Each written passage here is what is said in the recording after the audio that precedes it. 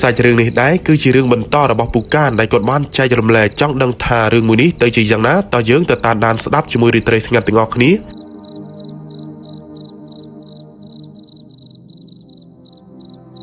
ស្ថានភាពស្ងប់ស្ងាត់នៅក្នុងព្រៃខណៈពេលដែលពូគាត់ទាំង5នាក់កំពុងតែអង្គុយនៅលើថ្នាក់បន្ទាប់ពីច្រាព្រៃឬក៏ព្រីខ្លាវាធ្វើអីមិនបានទៅលើពូគាត់ទាំង5នាក់នៅលើថ្នាក់ពូគាត់ក៏នៅអង្គុយចាំមើលពីស្ថានភាពរហូតដល់ព្រឹកតែម្ដងពីព្រោះតែខ្លាចអាសេះបង្កង់ឬក៏ព្រីខ្លានៅក្នុងព្រៃនោះវាមកបង្កគ្រោះថ្នាក់ដល់ពូគាត់ទាំង5នាក់ទៀតហើយគ្រាន់តែព្រឹកព្រលឹមភ្លាមពូគាត់ក៏បាននាំគ្នាចុះពីលើថ្នាក់ដោយនៅពេលនោះដែរអ៊ំគួនហើយនិងអ៊ំរ៉ូនពូគាត់ទាំងពីរនាក់ក៏ចាប់ផ្ដើមខ្លាចបាក់ស្បាតអញ្ចឹងហើយបើតាមពូកានគាត់បាននិយាយប្រាប់មើលទៅពូគាត់ទាំងពីរនាក់នេះហាក់បីដូចជាស្ទាក់ស្ទើរហើយនិយាយបន្ថាមិនសូវជាចង់បន្តដំណើរចូលទៅក្នុងព្រៃជ្រៅដើម្បីរកក្លឹមច័ន្ទនាងពួនហើយនិងរបស់ព្រៃដែលមានតម្លៃផ្សេងទាំងនៃតាមក៏ពិតទៅអ៊ំគួនហើយនិងអ៊ំរ៉ូនពូគាត់ទាំងពីរនេះឯងដែលបាននាំអាចអ៊ំដុកតាសឿនហើយនិងតាហ៊ួនចូលទៅក្នុងព្រៃជ្រៅនោះរករបស់ព្រៃយកទៅលក់នៅពេលដែលពូគាត់ទាំងពីរនាក់ចាប់ផ្ដើមស្ទាក់ស្ទើរនឹងបន្តដំណើរជាពិសេសនោះគឺអ៊ំគួនជាដើមពីព្រោះដោយដែលយើងដឹងស្រាប់ហើយថាអ៊ំគួនគឺគាត់ត្រូវបានពពួកក្មេងមករីងគង្វាលឡងមិនឡាចគាត់ស្ទើរតែចាញ់ច្រាបឈឺម្ដងទៅហើយនេះក៏ដោយសារតែគាត់ប្រមាថបំពានសត្វរបស់គេនេះឯងនៅពេលដែលអ៊ំគួនគាត់ចាប់ផ្ដើមស្ទាក់ស្ទើរនឹងបន្តដំណើរទៅមុខទៀតនោះដំបូងគាត់ក៏បាននិយាយទៅកាន់តាហ៊ួនតាសឿនហើយនិងអ៊ំដុកថា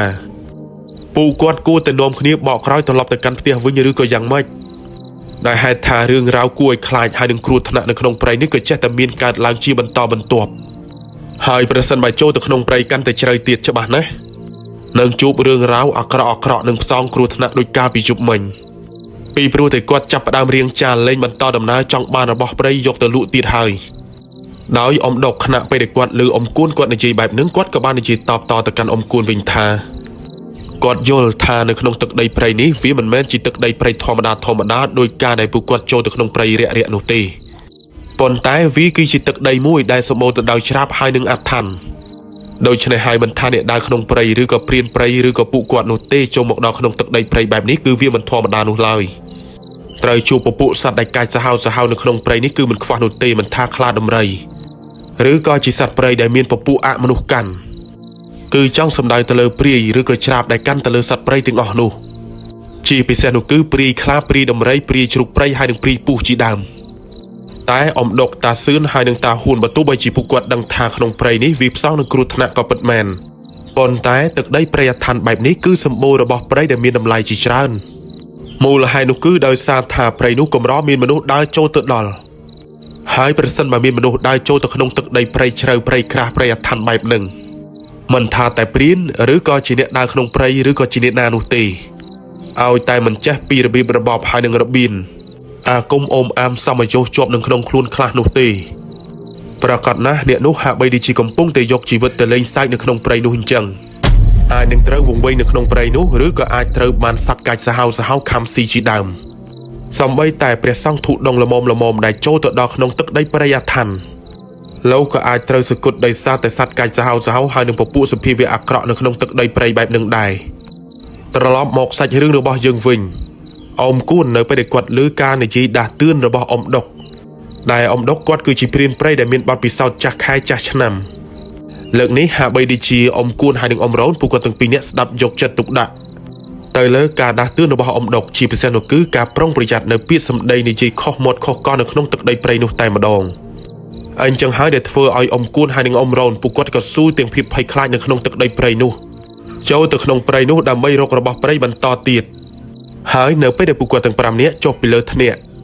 ពួកគាត់ក៏បាននាំគ្នាចាក់ចេញពីទីនោះទាំងព្រឹកព្រលឹមតែម្ដងហើយអ្វីដែលសំខាន់នៅពេលដែលពួកគាត់ដើរចាក់ចេញពីទីនោះគឺពួកគាត់ទាំង5នាក់ក៏បានដើរឆ្លងកាត់កន្លែងដីច្រាបម្ដងទៀតហើយនៅពេលដែលពួកគាត់ដើរឆ្លងកាត់ដីច្រាបម្ដងទៀតក៏បានជួបសត្វព្រៃមិនថាសត្វបាក់សីឬក៏ឆ្លុះប្រាស់នោះទេពួកវាក៏បាននាំគ្នាផ្អើលឡើងព្រូលដោយហេតុតែពួកវាឃើញពួកគាត់ទាំង5នាក់ដើរឆ្លងកាត់កន្លែងដីច្រាបនោះនៅពេលដែលសត្វទាំងអស់នោះវាផ្អើលឈូឆរពួកគាត់ក៏មិនបានធ្វើអ្វីទៅលើពួកវានោះដែរបន្តិចក្រោយមកទៅពួកគាត់ទាំង5នាក់ក៏បានដើរផុតពីកន្លែងដីច្រាបនោះទៅ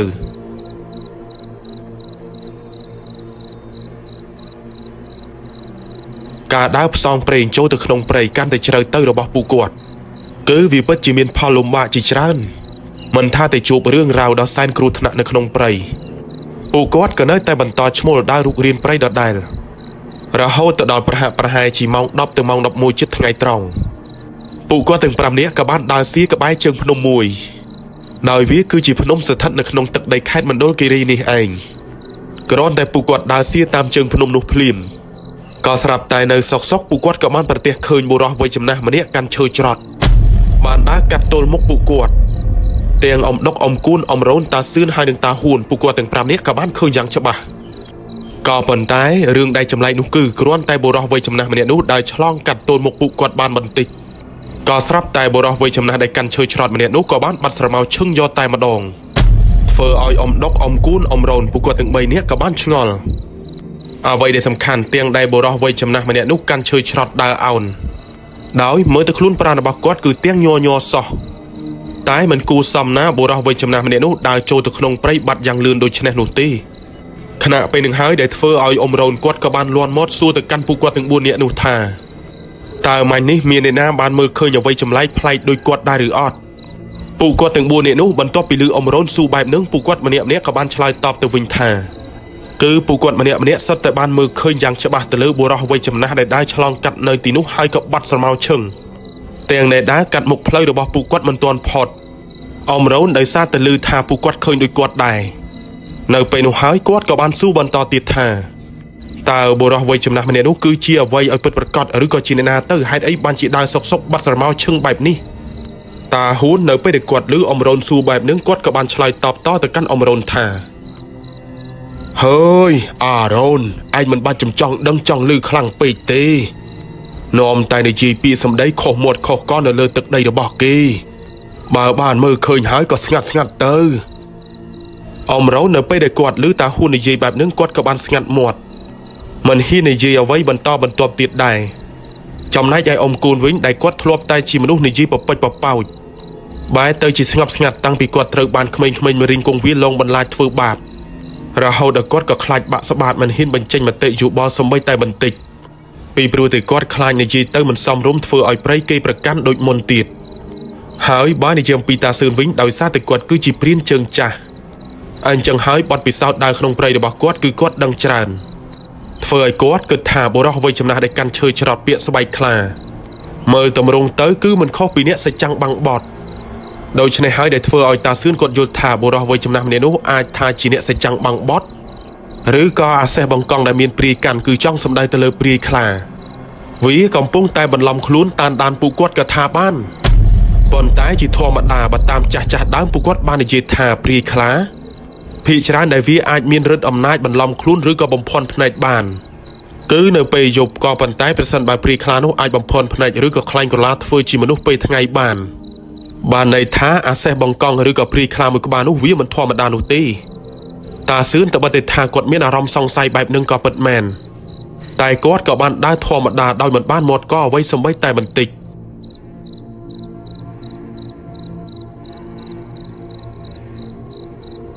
នៅថ្ងៃនោះទាំងអ៊ំដុកអ៊ំគួនហើយនិងអ៊ំរ៉ូនព្រមទាំងតាហ៊ូនតាសឿនដើររុករកក្លឹមច័ន្ទសៀក្បែរជើងភ្នំរហូតទៅដល់រសៀលប្រហែលជាម៉ោង2ទៅម៉ោង3នេះឯងក៏ស្រាប់តែនៅពេលនោះហាក់បីដូចជាសំណាងរបស់ពួកគាត់ដែលចៃដន្យគឺពួកគាត់បានដើរជួបប្រទះឃើញក្រុងឆ្អឹងសាកសពរបស់ជ្រូកព្រៃមួយក្បាលវាបានស្លាប់តាំងពីពេលណានោះទេនៅក្បែរជើងភ្នំដោយបើតាមស្ថានភាពជ្រូកព្រៃនោះមើលទៅវាគឺជាជ្រូកព្រៃអាឈ្មោលដោយអ្វីដែលសំខាន់គឺវាមានចង្កូមហើយនឹងខ្នាយតាន់ទៀតផងហើយបើតាមមើលទៅជ្រូកព្រៃមួយក្បាលនោះគឺជាជ្រូកព្រៃដែលចាស់ខែចាស់ឆ្នាំ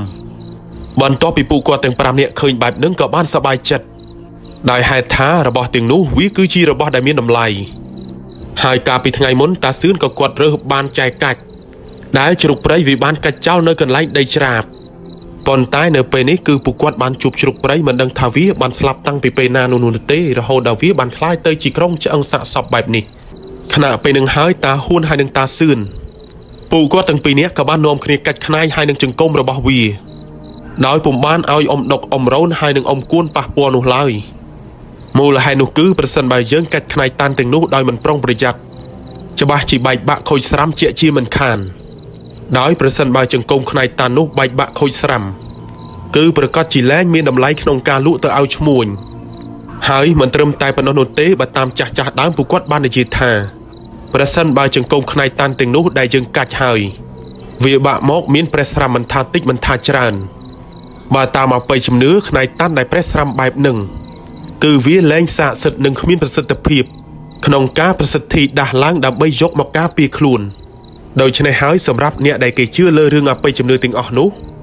មិនថាព្រានព្រៃឬក៏អ្នកដើរក្នុងព្រៃនោះទេប្រសិនបើពួកគេបានជួបរបស់ល្អបែបនឹងហើយពួកគេប្រុងប្រយ័ត្នណាស់ទៅលើការកាច់ខ្នាយឬក៏ចង្គោមរបស់ជ្រូកព្រៃដោយត្រឡប់មកសាច់រឿងរបស់យើងវិញនៅពេលដែលតាហ៊ូនហើយនឹងតាសឿនពួកគាត់ទាំងពីរនាក់គឺកាច់ខ្នាយជ្រូកព្រៃនោះយូរគួរសមណាស់ដែរនិយាយទៅពួកគាត់អរេះកាច់វាដោយប្រុងប្រយ័ត្នម្ដងបន្តិចរហូតដល់ពួកគាត់កាច់បានដោយមិនបានប្រេះស្រាំឬក៏ខូចខាតសម្បីតែបន្តិចអ៊ំគូនអ៊ំរ៉ូនអ៊ំដុកពួកគាត់ទាំង3នាក់នៅពេលនោះគឺបានត្រឹមតែឈរសម្លឹងមើលទៅកាន់តាពួកគាត់ទាំងពីរនាក់កាច់ខ្នាយតាន់នោះក្រោយពីកាច់របស់ស័ក្តិសិទ្ធិទាំងនោះបានហើយពួកគាត់ទាំង5នាក់ក៏នាំគ្នាដើរចាក់ចេញពីទីនោះបន្តទៀតទៅប៉ុន្តែពួកគាត់ទាំង5នាក់គឺដើរមិនទាន់ផុតភ្នំនោះឡើយក៏ព្រោះតែភ្នំមួយនោះគឺវែងខ្លាំងមែនទែនហើយស្របពេលដែលពួកគាត់រុករៀនព្រៃរហូតទៅដល់ល្ងាចប្រហែលជាម៉ោង4ទៅម៉ោង5ក៏ចាប់ផ្ដើមរកទីតាំងមួយដែលសមរម្យដើម្បីបោះធ្នាក់សង់ធ្នើការពារខ្លួននេះឯងដូច្នេះហើយនៅពេលនោះពួកគាត់ទាំង5នាក់ក៏បានរកកូនឈើតូចសមល្មមដែលអាចបោះធ្នាក់បាននិយាយទៅពួកគាត់ធ្វើដោយស្រុះស្រួលម្ដាយមួយជើងម្នាក់នេះឯងក្រោយពីពួកគាត់ទាំង5នាក់បោះធ្នាក់នៅលើដើមឈើក្បែរជើងភ្នំនោះរួចពេលនោះពួកគាត់ក៏ចាប់ផ្ដើមទទួលទានអាហារពេលល្ងាចសិនមុននឹងឡើងទៅសម្រាកនៅលើធ្នាក់ហើយពូកានគាត់បាននិយាយថាខណៈពេលដែលពួកគាត់ទាំង5នាក់ទទួលទានអាហារនៅក្បាលប្រលប់នោះក៏ស្រាប់តែតាហ៊ូនពេលនឹងហាក់បីដូចជាគាត់បានដឹងថាកំពុងតែមានអ្វីមួយនៅក្នុងព្រៃលួចលបមើលពួកគាត់អញ្ចឹងហើយតាហ៊ូនពេលនោះគាត់ក៏បាននិយាយថាអើណាហូបចុកឲ្យលឿនទៅប្រញាប់ឡើងទៅលើធ្នាក់គ្រាន់តែតាហ៊ូនគាត់និយាយតែប៉ុណ្ណឹងក៏ស្រាប់តែតាសឿនគាត់ក៏បានក្រឡែកភ្នែកសម្លឹងមើលទៅកាន់ព្រៃខាងក្រោយអ៊ំដុកពេលហ្នឹងក៏ស្រាប់តែគាត់ក៏បានឃើញស្លឹកឈើនៅក្នុងព្រៃវាកំរើករំកើយ៉ាងចម្លែកនៅពេលនោះហើយដែលធ្វើឲ្យគាត់ក៏បាននិយាយខ្សឹបទៅកាន់តាហ៊ូនថាហ៊ូនឯងឃើញដូចអញដែរឬអត់នៅក្នុងព្រៃនោះវិថីនៅក្នុងព្រៃនោះវាយ៉ាងម៉េចម៉េចនេះអញបានឃើញក្នុងព្រៃនោះស្លឹកឈើឡើងរំកើមិនដឹងថាសត្វដើរឆ្លងកាត់ឬក៏យ៉ាងម៉េចទេអើយឯងមិនបាច់ចំឆ្ងល់ឡើយជិះមិនផុតពីអាឆ្កែធំនោះទេវាតាមពូយើងតាំងពីថ្ងៃមកម្លេះតាសឿនបន្ទាប់ពីគាត់ឮតាហ៊ូននិយាយបែបនឹងហើយគាត់ក៏យល់អ្វីដែលសំខាន់គាត់ក៏សង្ស័យតាំងពីថ្ងៃមកម្លេះថាវាប្រកាសជាតាមពួកគាត់មកតែក៏សំណាងល្អដែលវាមិនទាន់ធ្វើអីទៅលើពួកគាត់ទាំង5នាក់នៅពេលនោះប្រសិនបើវាចូលទៅធ្វើអីពួកគាត់នៅពេលនោះប្រហែលជាពួកគាត់យ៉ាប់បន្តិចហើយដោយស្របពេលដែលពួកគាត់កំពុងតែទទួលទានអាហារសុកក៏ស្រាប់តែតាសឿនគាត់ក៏បានលើកកំភ្លើងរបស់គាត់ភ្ជុំបាញ់ទៅលើមួយគ្រាប់ធ្វើឲ្យអ៊ំដុកអ៊ំរ៉ូនអ៊ំគួនពេលនឹងដែរពួកគាត់ឡើងភ្ញាក់ផ្អើលយកតែម្ដងដោយសារតែភ្ញាក់ផ្អើលបែបនឹងហើយពួកគាត់ក៏បានសួរទៅកាន់តាសឿនថាតើមានរឿងអីមែនទេហេតុអីបានជាតាសឿននៅសុកលើកកំភ្លើងបាញ់អញ្ចឹងតាសឿនស្របនៅពេលនោះគាត់ក៏មិនបាននិយាយអ្វីច្រើននោះទេដោយគាត់គ្រាន់តែនិយាយថាមិនបាច់ចំចង់ដឹងមិនបាច់ចំខ្វល់អីឡើយអ៊ំដុកនៅពេលដែលគាត់ឮតាសឿននិយាយបែបនឹងហើយគាត់ក៏ជឿជាក់ថាតាសឿនប្រកាសជាមានហេតុផលអីមួយច្បាស់ណាស់បានជានៅសុកក៏ស្រាប់តែគាត់ក៏បានលើកកំភ្លើងបាញ់យ៉ាងចម្លែកដូចនេះដោយអ៊ំដុកពេលនោះត្បិតតែថាគាត់រៀងសង្ស័យបន្តិចក៏ប៉ុន្តែគាត់ក៏មិនបានសួរដេញដោលបន្តបន្ទាប់ទៀតអីនោះដែរក្រោយពីទទួលទានអាហារនៅក្បាលប្រលប់នោះរួចពួកគាត់ក៏បាននាំគ្នាប្រញាប់ប្រញាល់ឡើងទៅសម្រាកនៅលើធ្នាក់ភ្លាមតែម្ដងហើយនៅក្បាលប្រលប់ដែលពួកគាត់កំពុងតែអង្គុយសម្រាកនៅលើធ្នាក់នៅពេលនោះស្ថានភាពនៅក្នុងព្រៃគឺសែនងងឹតខ្លាំងមែនទែនត្បិតតែថានៅក្បាលប្រលប់មិនទាន់យប់ស្រួលបួក៏ពិតមែនតែមើលទៅហាក់បីដូចជាងងឹតស្លុបដូចពេលយប់ជ្រៅអញ្ចឹងនៅពេលដែលពួកគាត់ទាំង5នាក់កំពុងតែអង្គុយលេងនៅលើធ្នាក់នោះតាហ៊ូនហើយនិងតាសឿនពួកគាត់ទាំងពីរនាក់គឺតែងតែនិយាយបញ្ឆិតបញ្ឈៀងថាប្រសិនបើឃើញអីមួយខុសប្លែកពីធម្មតាដោយការពីយប់មុនដោយទៅនឹងអ៊ំគួនគាត់បានជួបមិនថាមានមុខមាត់រូបរាងជាសភាពលក្ខណៈមនុស្សធម្មតាឬក៏អ្នកដើរក្នុងព្រៃក៏ដោយប្រសិនបើគេមកសួរនាំពួកគាត់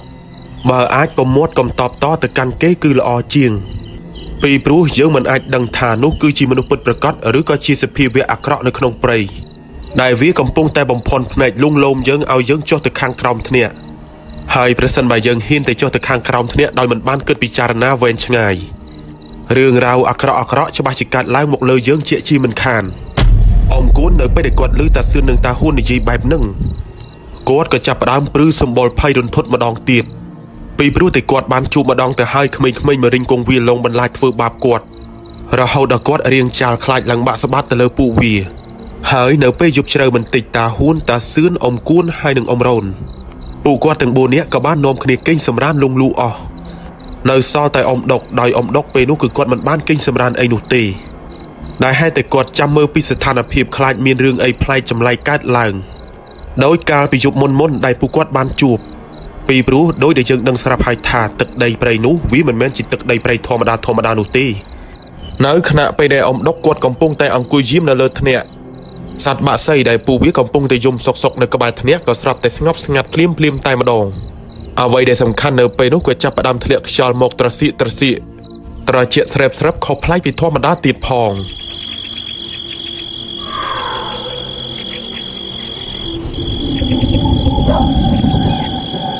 ហើយនៅពេលនោះក៏បានធ្វើឲ្យអមដុកគាត់ក៏មានអារម្មណ៍ថាព្រឺសម្បល់ខ្លះដែរដោយនៅពេលដែលគាត់រៀបនឹងងោកគេងទៅហើយនៅសុកក៏ស្រាប់តែមាននារីម្នាក់បានដើរចេញពីក្នុងព្រៃទាំងរូបរាងកាយរបស់គេនៅពេលនោះគឺអាក្រាតយកតែម្ដងអាចនិយាយបានថាគឺគេស្រាតគ្មានសម្លៀកបំពាក់សូម្បីតែបន្តិចហើយអ្វីដែលសំខាន់នារីម្នាក់នោះពិតជាស្រស់ស្អាតខ្លាំងមែនទែនដោយនារីម្នាក់នោះគេក៏មិនបានមាត់កសូម្បីតែបន្តិចគ្រាន់តែបក់ដៃហៅអមដុកឲ្យចុះទៅខាងក្រោម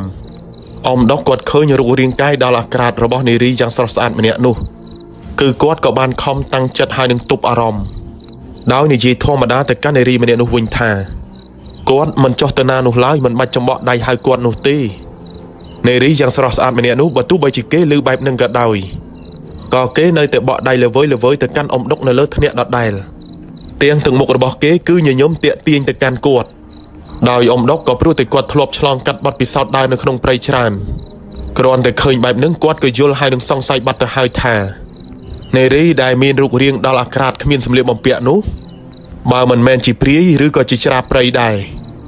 ពីព្រោះមិនថាអ្នកដើរនៅក្នុងព្រៃឬក៏ព្រាយនោះទេជួបបែបនឹងភាគច្រើនគឺព្រាយវាតែងតែបង្ហាញជារូបរាងកាយអាក្រាតឬក៏ជាស្រីស្អាតដើម្បីទាក់ទាញអ្នកដើរក្នុងព្រៃព្រានហើយនឹងអ្នកកាប់អុសជាដើមនៅពេលដែលយើងស្លងអារម្មណ៍វង្វេងដោយសារតែត្រូវបានព្រាយនោះបង្វក់យើងច្បាស់ជាត្រូវវានាំចូលទៅក្នុងព្រៃកាន់តែជ្រៅហើយប្រសិនបើយើងស្មារតីតិចរិស័យដាក់ប្រកាសជាត្រូវបានព្រាយនៅក្នុងព្រៃនោះសន្ធំឬក៏សណ្ដំចិត្តនាំយើងដើរចូលទៅក្នុងព្រៃជ្រៅនោះជាជាមិនខានបន្ទាប់ពីយើងដើរចូលទៅក្នុងព្រៃជ្រៅនោះហើយព្រាយនៅក្នុងព្រៃទាំងនោះវាប្រកាសជាលងបន្លាចធ្វើបាបយើងរហូតដល់យើងខ្លាចបាក់ស្បាតចាញ់ច្រាបវាបន្ទាប់មកកាច់ធ្វើឲ្យយើងស្លាប់ទៀតផងក៏ប៉ុន្តែបើតាមចាស់ដើមពួកគាត់បាននិយាយបន្តទៀតថាមានព្រាយខ្លះទៀតលបួងលំលងព្រានឬក៏អ្នកដើរនៅក្នុងព្រៃយកទៅធ្វើប្តីរបស់ពួកវាទៀតផងអមដុកនៅពេលដែលគាត់ឃើញថានារីម្នាក់នោះមិនព្រមទៅណាទាល់ទៅសោះដោយគេនៅតែបក់ដៃល្វើយហៅគាត់ឲ្យចុះទៅខាងក្រោមធ្វើឲ្យអមដុកគាត់ទ្រាំលេងបានគាត់ក៏លើកកំភ្លើងរបស់គាត់កេះកៃដំរងបាញ់ទៅកាន់នារីម្នាក់នោះដូច្នេះហើយខណៈពេលនឹងស្នូសំឡេងគ្រាប់កំភ្លើងវាក៏បានបន្លឺឡើង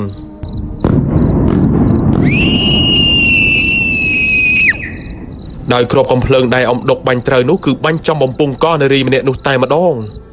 ធ្វើឲ្យនារីម្នាក់នោះក៏ស្រាប់តែគេក៏បានដួលដេកមួយរំពេចភ្លាមតាសឿនតាហ៊ួនអមគួនអមរ៉ូនពួកគាត់ទាំង4នាក់គ្រាន់តែឮស្នូសំឡេងគ្រាប់កំភ្លើងបាញ់ភ្លាម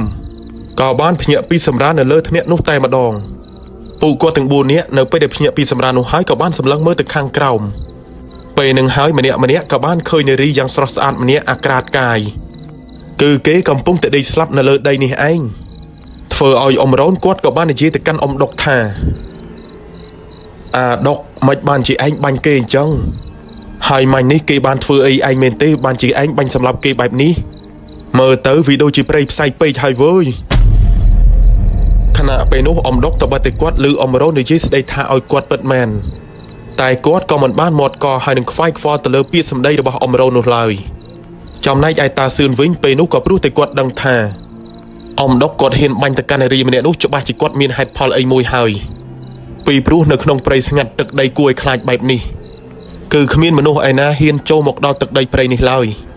អ្វីដែលសំខាន់មនុស្សស្រីយ៉ាងស្រស់ស្អាតដែលបង្ហាញជារូបរាងកាយអាក្រាតប្រាកដណាស់វាមិនមែនជាមនុស្សឡើយ នៅពេលដែលអ៊ំរ៉ូនគាត់កំពុងតែស្ដីថាឲ្យអ៊ំដុកសុកក៏ស្រាប់តែនារីដែលអាក្រាតរាងកាយគេក៏បានបាត់ស្រមោលឈឹងតែម្ដងធ្វើឲ្យតាហ៊ួននៅពេលនោះគាត់ក៏បានលន់មាត់និយាយថាអើយពូឯងមិនបាច់ចំស្ដីបន្ទោសថាឲ្យគ្នាទេឥឡូវនេះគេទៅបាត់ទៅហើយអ៊ំរ៉ូនអ៊ំដុកអ៊ំគួននៅពេលដែលពួកគាត់ទាំង3នាក់បានឮតាហ៊ួននិយាយបែបហ្នឹងខណៈនៅពេលនោះក៏បានសម្លឹងមើលទៅខាងក្រោមធ្នាក់អញ្ចឹងហើយក៏បានធ្វើឲ្យអ៊ំរ៉ូនគាត់ក៏ឆ្ងល់ជាខ្លាំងពីព្រោះតែមិនបានឃើញនារីអាក្រាតរាងកាយដេកនៅលើដីទៀតមិនដឹងថាគេបានចាក់ចេញពីទីនោះតាំងពីពេលណានោះទេធ្វើឲ្យអ៊ំរ៉ូននៅពេលនោះគាត់ក៏លែងស្ដីបន្ទោសថាឲ្យទៅកាន់អ៊ំដុកទៀតអ្វីដែលសំខាន់អ៊ំរ៉ូនហើយនិងអ៊ំគួនពួកគាត់ទាំងពីរនាក់ក៏ចាប់ផ្ដើមព្រឺសម្បុរដែលហេតុថានារីម្នាក់នោះត្រូវគ្របកំភ្លើងរបស់អ៊ំដុកបាញ់ដួលដេកនៅលើដីទៅហើយតែពេលនេះបែរទៅជាបាត់ខ្លួនយ៉ាងចម្លែកហាក់បីដូចជាគេមិនមែនជាមនុស្សឡើយ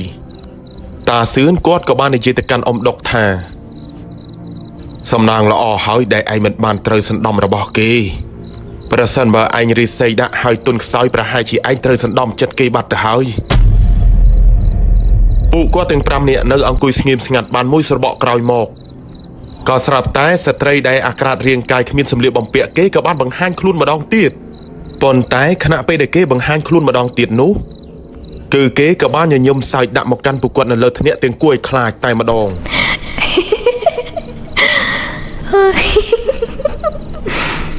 ធ្វើឲ្យតាហ៊ួនគាត់ឃើញបែបហ្នឹងគាត់ក៏បាននិយាយទៅកាន់នារីម្នាក់នោះថា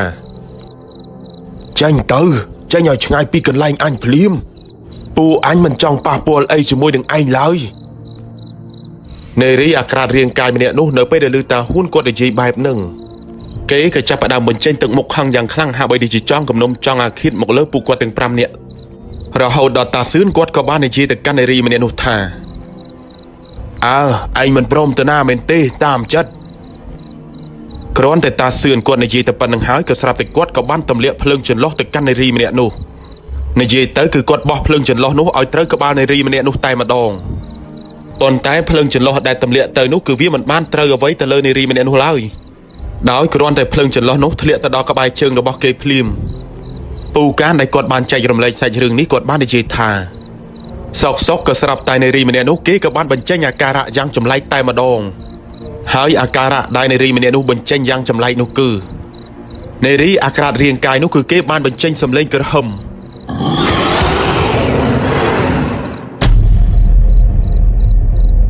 ធ្វើឲ្យពួកគាត់ទាំង5នាក់ដែលកំពុងតែអង្គុយនៅលើថ្នាក់នោះគឺបានដឹងយ៉ាងច្បាស់បាត់ទៅហើយថានារីអាក្រាតរូបរាងកាយយ៉ាងស្រស់ស្អាតម្នាក់នោះតាមក៏ពិតទៅវាគឺជាពពួកច្រាបព្រៃដែលបានបំភាន់ភ្នែកពួកគាត់នេះឯងហើយច្រាបព្រៃនេះវាក៏មិនមែនជាច្រាបពពួកខ្មោចព្រាយបិសាចនោះដែរប៉ុន្តែវាគឺជាច្រាបនៃខ្លាដែលមានព្រាយកាន់ដែលយើងអាចហៅម្យ៉ាងវិញទៀតថាគឺជាព្រាយខ្លានេះឯងអ៊ំគូនអ៊ំរ៉ូននៅពេលដែលពួកគាត់ទាំងពីរនាក់ឮសំឡេងក្រហមដូចទៅនឹងសត្វខ្លាចេញពីនារីម្នាក់នោះពួកគាត់មិនត្រឹមតែរន្ធត់ចិត្តនោះទេគឺថែមទាំងញាក់សាច់ទៀតផងដែលហេតុថាស្ដាប់សំឡេងនោះហើយគឺមានអារម្មណ៍ថាសម្បើមខ្លាំងពេកតាសឿនបន្ទាប់ពីគាត់ឃើញបែបនឹងហើយគាត់ក៏មិនរងចាំយូរអីនោះទេដោយគាត់ក៏បានលន់មាត់និយាយខ្លាំងថាអាដុកបាញ់វាអ៊ំដុកនៅពេលដែលគាត់ឮតាសឿននិយាយបែបនឹងហើយគាត់ក៏ចាប់ផ្ដើមលើកកំភ្លើងបាញ់តម្រង់ទៅកាន់នារីអាក្រាតរាងកាយនៅខាងក្រោមថ្នាក់ម្នាក់នោះព្រមជាមួយនឹងតាសឿនផងដែរនៅពេលនោះគឺគាត់លើកកំភ្លើងតម្រង់បាញ់ទៅកាន់គេ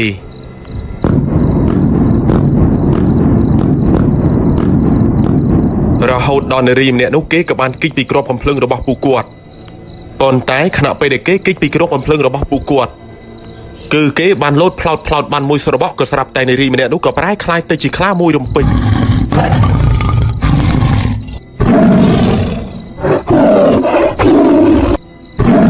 អាយនិយាយបានថានៅពេលនោះមើលទៅពិតជាសម្បើមហើយនឹងរន្ធត់ណាស់គ្រាន់តែនារីម្នាក់នោះคล้ายទៅជាអាសេះបង្កងភ្លាមក៏ស្រាប់តែអាសេះបង្កងនោះវាក៏បានក្រហមអើងកងពេញព្រៃតែម្ដងនៅពេលដែលអាសេះបង្កងនោះវាលោតហក់គេចពីគ្រាប់កំភ្លើងរបស់ពួកគាត់ចុះឡើងពេលហ្នឹងក៏ស្រាប់តែវាក៏បានហក់មកផ្ទះដើមឈើដែលពួកគាត់បានសង់ធ្នាក់នោះដូច្នេះហើយក៏ស្រាប់តែធ្វើឲ្យដើមឈើនោះវារំកើដោយធ្នាក់របស់គាត់នៅពេលនោះក៏ស្ទើរតែជ្រុះធ្លាក់មកខាងក្រោមផងដែរអ៊ំគូនអ៊ំរ៉ូនដោយសារតែឃើញថាព្រីខ្លាមួយក្បាលនោះវាសាហាវខ្លាំងពេកពួកគាត់ទាំងពីរនាក់នៅពេលនោះពិតជាភ័យស្លន់ស្លោជាខ្លាំងពីព្រោះតែខ្លាចធ្នាក់បាក់មកខាងក្រោមហើយប្រសិនបើធ្នាក់នោះវាបាក់ខ្ចាត់ខ្ចាយធ្នាក់មកខាងក្រោមពិតមែន ជីវិតរបស់ពួកគាត់គឺប្រកាសជីវីវហើយคล้ายទៅជាចំណីរបស់វាជាជីមិនខានទាំងតាសឿនហើយនឹងអំដុកពួកគាត់ទាំងពីរនាក់ខំបាញ់វាខ្លាំងណាស់ដើម្បីឲ្យវាផ្អើលរត់ចាក់ចេញពីទីនោះប៉ុន្តែមើលទៅអាឆ្កែធំមួយក្បាលនោះហាក់បីដូចជាវាមិនព្រមទៅណានោះឡើយ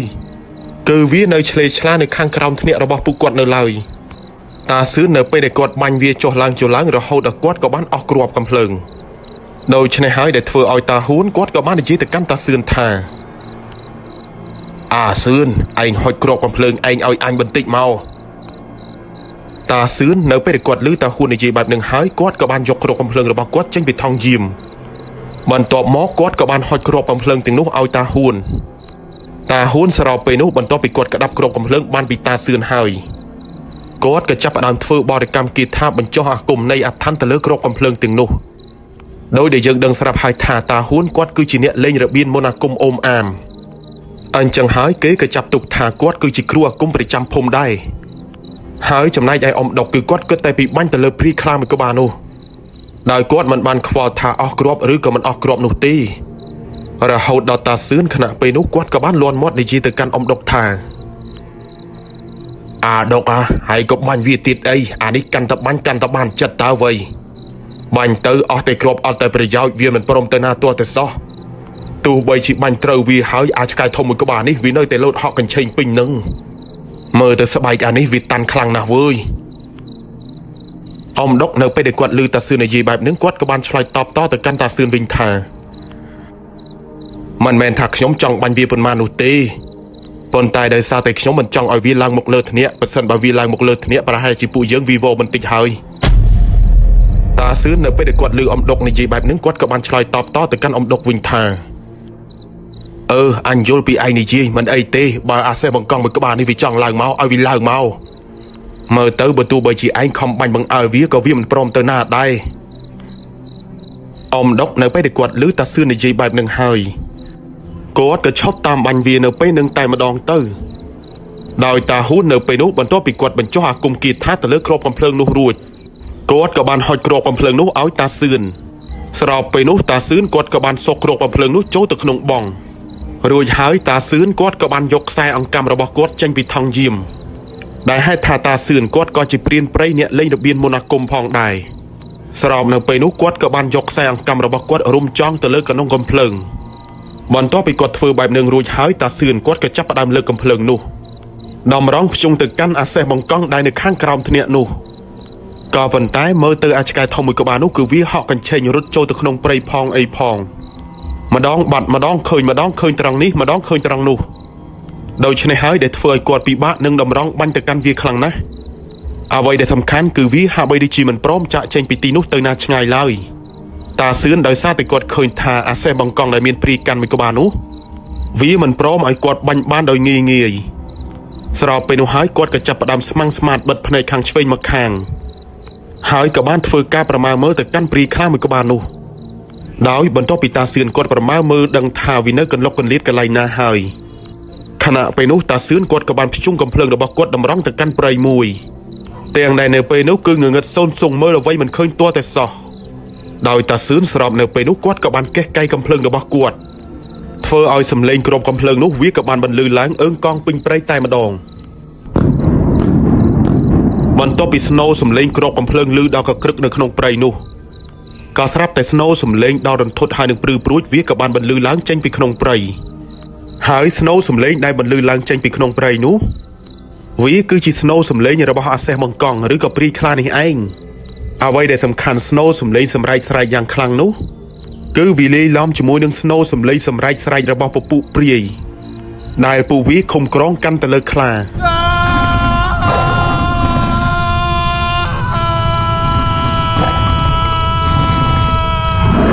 ដោយតាសឿនបន្ទាប់ពីលឺស្រែកចេញពីក្នុងព្រៃបែបហ្នឹងគាត់ក៏បានបាញ់ថែម2គ្រាប់ទៅលើវាទៀតទាំងដែលស្ថានភាពពេលនោះដូចដែលយើងដឹងស្រាប់ហើយថាងងឹតសូនស៊ុងមើលអ្វីមិនឃើញសូម្បីតែបន្តិចអមគួនអមរ៉ូនអមដុកពួកគាត់ទាំង3នាក់នៅពេលដែលលឺសំឡេងដល់រន្ធត់ធ្វើឲ្យពួកគាត់ញាក់សាច់ស្ទើរតែចាញ់ច្រាបនៅសំឡេងរបស់វាហើយបន្ទាប់ពីតាសឿនគាត់បាញ់2គ្រាប់ចុងក្រោយព្រាយខ្លាដែលវាកំពុងតែស្រែកនៅក្នុងព្រៃក៏ស្រាប់តែវាក៏ស្រែកបានមួយវ៉ាស់មួយស្របក់ក្រោយមកស្នូសំឡេងរបស់វាក៏លែងស្រែកដោយស្ងាត់ឡើងឈឹងតែម្ដង រហូតដល់តាហ៊ូនខណៈពេលនោះដែរគាត់ក៏បានលន់មាត់និយាយថាអើមើលទៅវាត្រូវរបស់ឯងធ្ងន់ហើយវើយ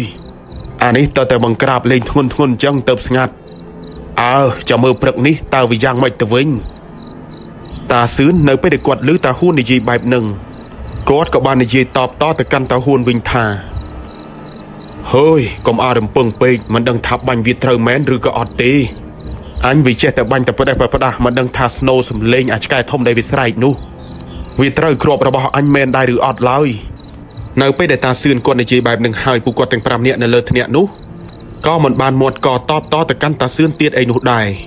គឺពួកគាត់ទាំង5នាក់នៅអង្គុយនៅលើថ្នាក់នោះចាំមើលពីស្ថានភាពដោយមិនបានដេកពួនអីនោះទេអាយនិយាយបានថាពួកគាត់ទាំង5នាក់នោះគឺអង្គុយនៅលើថ្នាក់ដោយមិនបានមាត់ករហូតដល់ព្រឹកតែម្ដង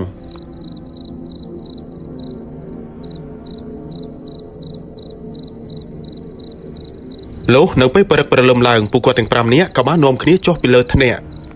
ដោយនៅពេលដែលពួកគាត់ចុះពីលើថ្នាក់ទៅដល់ដីហើយតាសឿនគាត់ក៏បានដើរតម្រង់រុករៀនចូលទៅក្នុងព្រៃសំដៅទៅកាន់កន្លែងដែលគាត់បានលើកកំភ្លើងតម្រង់បាញ់ទៅកាន់ព្រាយខ្លាកាលពីយប់ទាំងតាហ៊ូនអ៊ំដុកអ៊ំគួនហើយនិងអ៊ំរ៉ូនពួកគាត់ទាំង4នាក់ក៏ដើរទៅតាមពីក្រោយតាសឿនដែរ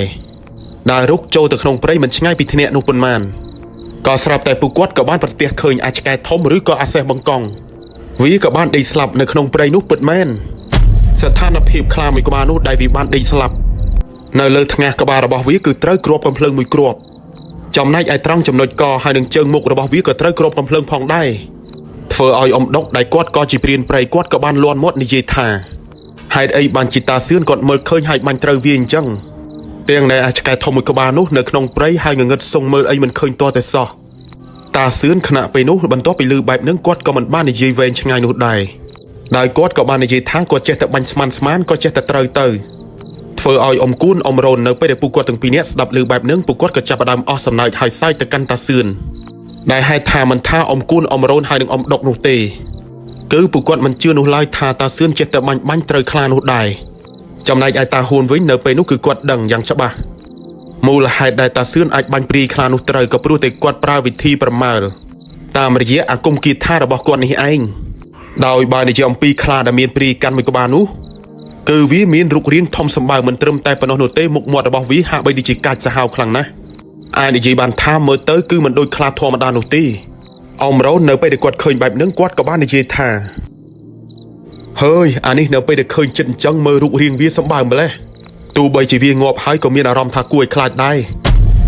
អ៊ំដុកនៅពេលដែលគាត់ឮអ៊ំរ៉ូននិយាយបែបហ្នឹងគាត់ក៏បាននិយាយថាអើយមិនបាច់ចំឆ្ងល់ទេធម្មតារបស់ដែលមានស្អីកាន់ហើយ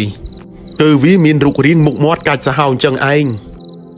បន្ទាប់ពីនិយាយបែបហ្នឹងហើយតាសឿនហើយនឹងតាហ៊ូនពួកគាត់ទាំងពីរនាក់ក៏បានគិតថាជាស្បែកខ្លាដែលមានព្រាយកាន់មួយក្បាលនោះដើម្បីទុកលក់ឲ្យឈ្មួញដោយដែលយើងដឹងស្រាប់ហើយថាព្រាយខ្លានៅពេលដែលវាអស់អាយុពពួកវិញ្ញាណអាក្រក់ដែលកាន់កាប់ទៅលើវាក៏ត្រូវបានរំសាយលែងគ្រប់គ្រងទៅលើវាទៀតដោយទៅនឹងព្រាយខ្លាដែលតាសឿនគាត់បាញ់សម្លាប់នេះឯងនៅពេលដែលវាទ្រាំទ្រនៅគ្រាប់កំភ្លើងអាគមគាថាមិនបានប្រលឹងវិញ្ញាណទាំងឡាយទាំងពួងដែលឃុំក្រងទៅលើវាក៏ត្រូវបានកំចាយដោយសារតែគ្រាប់កំភ្លើងនោះដែរជាធម្មតាព្រាយខ្លាស្បែករបស់វាស្វិតណាស់ដែលហេតុថាក៏ព្រោះតែខ្លួនប្រាណរបស់វាគឺពោពេញទៅដោយអធិដ្ឋានហើយអ្នកដែលអាចបង្ក្រាបវាឬក៏សម្លាប់បានមានតែព្រានព្រៃឬក៏អ្នកដែលចេះលេងរបៀនមន្តអាគមនេះឯងនៅពេលដែលពួកគាត់ទាំង5នាក់ជាស្បែកខ្លាដែលមានព្រាយកាន់មួយក្បាលនោះគឺក្លិនសារនៃច្រាបរបស់វាពិតជាធំខ្លាំងណាស់ដោយក្លិនសាររបស់វាបើតាមពូកានគាត់បាននិយាយថាគឺឆ្អាបយ៉ាងខ្លាំងហើយប្រសិនបើយកសាច់របស់វាទៅទទួលទានគឺប្រកាសជាពិសាមិនកើតឡើយដោយទម្រាំតែពួកគាត់ជាស្បែកខ្លាព្រមទាំងកាច់ចង្គមរបស់វាគឺប្រើពេលប្រហាក់ប្រហែលជា2ទៅ3ម៉ោងឯណោះដែលហេតុថាស្បែករបស់វាគឺហាក់បីដូចជាស្វិតជាខ្លាំងមើលទៅអាសេះបង្កង់ដែលមានព្រាយកាន់មួយក្បាលនោះហាក់បីដូចជាវាមិនទាន់រំសាយអាឋានអស់ទៅនៅពេលដែលពួកគាត់ជាស្បែករបស់វាគឺតាហ៊ួនបានប្រើកំបិតស្នៀតអ្វីដែលសំខាន់កំបិតស្នៀតរបស់គាត់គឺជាកំបិតស្នៀតដែលបញ្ចុះទៅដោយមន្តអាគមគាថាទៀតផងក្រោយពីពួកគាត់យកស្បែកហើយនឹងចង្គមព្រមជាមួយនឹងពុកមាត់វាពួកគាត់ក៏មិនបានជាយកសាច់របស់វាទុកគ្រាន់ពិសាអីនោះឡើយដោយពួកគាត់ក៏បានដុតរំលាយខ្លាមួយក្បាលនោះចោលតែម្ដងបន្ទាប់ពីពួកគាត់ដុតរំលាយខ្លាមួយក្បាលនោះចោលហើយទៅពួកគាត់ក៏បាននាំគ្នាដើរចាក់ចេញពីទីនោះតែម្ដងទៅ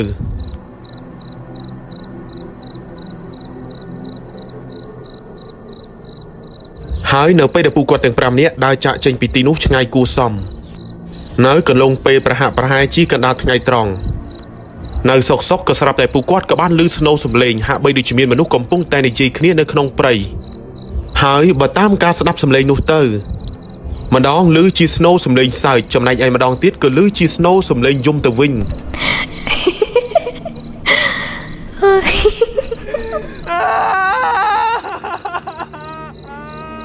នៅពេលដែលអ៊ំគួនអ៊ំរ៉ូនអ៊ំដុកពួកគាត់ទាំង3នាក់ស្ដាប់ឮសំឡេងនោះហើយគឺមានអារម្មណ៍ថាព្រឺសម្បល់ព្រឺក្បាលខ្ញាក់តែម្ដងរហូតដល់អ៊ំគួនខ្នាក់ពេលនោះដែរគាត់ក៏បានលាន់មាត់និយាយថាហើយអ្នកណាទៅមកយំមកសើចនៅកណ្ដាលព្រៃអញ្ចឹងនៅពេលនោះទាំងតាហ៊ួនតាសឿនអ៊ំរ៉ូនហើយនិងអ៊ំដុកពួកគាត់នៅពេលដែលឮអ៊ំគួននិយាយបែបហ្នឹងក៏មិនបានតបតមាត់កអីនោះឡើយសុកចិត្តនៅស្ងៀមស្ងាត់ដើរធម្មតារហូតដល់បន្តិចក្រោយមកក៏ស្រាប់តែស្នូរសំឡេងសើចយំនោះក៏ប្រែទៅជាស្ងប់ស្ងាត់ក៏ប៉ុន្តែស្របពេលដែលពួកគាត់កំពុងតែដើរនៅក្នុងព្រៃនោះរឿងដ៏រន្ធត់មួយក៏បានកើតឡើងទៅលើពួកគាត់ទាំង5នាក់គឺអ៊ំរ៉ូនខ្នាក់ពេលដែលគាត់កំពុងតែដើរក្នុងព្រៃនោះគាត់ក៏បានងាកសម្លឹងមើលទៅលើដើមឈើសភាពលក្ខណៈដើមឈើនោះគឺមានវល្លិរតែរតៃតោងទៀមអាចនិយាយបានថាវល្លិទាំងនោះគឺវាមិនខុសពីវល្លិបញ្ញាក្អែកនោះឡើយហើយអ្វីដែលអ៊ំរ៉ូនគាត់បានមើលឃើញនៅលើដើមឈើនោះវាគឺជាពពួកព្រាយដែលអង្គុយនៅតាមមែកឈើស្ថានភាពដែលអ៊ំរ៉ូនគាត់បានមើលឃើញនោះវាពិតជាសម្បើមខ្លាំងណាស់សក់របស់វាឡើងវែងក៏ប៉ុន្តែបាំងមុខមិនឲ្យគាត់ឃើញមុខច្បាស់ឡើយដោយនៅពេលនោះគឺមើលឃើញតែមួយកំណាត់ខ្លួនឡើងលើតែប៉ុណ្ណោះមូលហេតុដែលអ៊ំរ៉ូនគាត់ងាកសម្លឹងមើលទៅលើដើមឈើនោះក៏ព្រោះតែគាត់ឃើញថាដើមឈើនោះវាយករំកើខុសប្លែកពីដើមឈើផ្សេងទៅធ្វើឲ្យគាត់ចាប់អារម្មណ៍ហើយងើយមើលទៅលើដើមឈើនោះទៅហើយនៅពេលដែលគាត់ងើយមើលទៅលើនោះគឺគាត់បានត្រឹមតែរន្ធត់ចិត្តហើយនឹងហួសចិត្តនេះឯងខណៈពេលនោះតាសឿនហើយនឹងតាហ៊ួនមើលទៅពួកគាត់ទាំងពីរនាក់ហាក់បីដូចជាដឹងពួកគាត់ក៏បាននិយាយដាស់តឿនទៅកាន់អ៊ំរ៉ូនថាដើរធ្វើជាមិនដឹងធ្វើជាមិនឮធ្វើជាមើលមិនឃើញទៅអ៊ំរ៉ូននៅពេលដែលគាត់ឮបែបនឹងហើយគាត់ក៏បានអោនមុខចុះហើយដើរទាំងបិទភ្នែកប៉ុន្តែបើតាមពូកានគាត់បាននិយាយថានៅសុកពពួកព្រាយនៅលើដើមឈើទាំងនោះវាក៏បានសើចតែម្ដង